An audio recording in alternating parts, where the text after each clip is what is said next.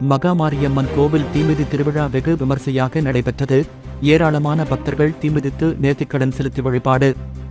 மயிலாடுதுறை மாவட்டம் தரங்கம்பாடி தாலுகா திருக்கடையூர் அருகே திமணல்மேடு கிராமத்தில் மகாமாரியம்மன் கோவில் உள்ளது. இக்கோவிலில் ஆண்டுதோறும் தீமிதி திருவிழா நடைபெறுவது வழக்கம். அதன்படி இந்த ஆண்டு திருவிழா கடந்த 13 தேதி கொடியேற்றத்துடன் தொடங்கியது. அதனைத் தொடர்ந்து தினமும் மகாமாரியம்மனுக்கு பல்வேறு வகையான அபிஷேகங்கள் செய்யப்பட்டு சிறப்பு அலங்காரத்தில் பக்தர்களுக்கு அம்மன் காட்சியளித்தார். இதையடுத்து மாலை மார்க்கண்டேயர் கோவிலிலிருந்து கரகம் புறப்பட்டு வானவேடிக்கை மேளதாளம் முழங்க மெயின் ரோடு வழியாக கோவிலை வந்தடைந்தது. அதனைத் தொடர்ந்து மாரியம்மனுக்கு பால், இளநீர், பன்னீர், பஞ்சாமிர்தம் உள்ளிட்ட பல்வேறு வகையான பொருட்களால் அபிஷேகங்கள் நடந்தது. பின்னர் சிறப்பு அலங்காரம் செய்யப்பட்டு தீபாராதனை காண்பிக்கப்பட்டது. அதனைத் தொடர்ந்து கோவில் முன்பு தீமிதிர்ச்சவம் நடைபெற்றது.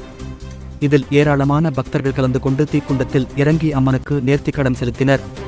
முன்னதாக திமணல்மேடு மார்க்கண்டேயர் கோவிலிலிருந்து பால்குடம் எடுத்து வந்தனர். தொடர்ந்து இரவு அம்மன் புஷ்ப பல்லக்கில் வீதி உலா நடைபெற்றது. இதற்கான ஏற்பாடுகளை திமணல்மேடு கிராமத்தினர் செய்திருந்தனர்.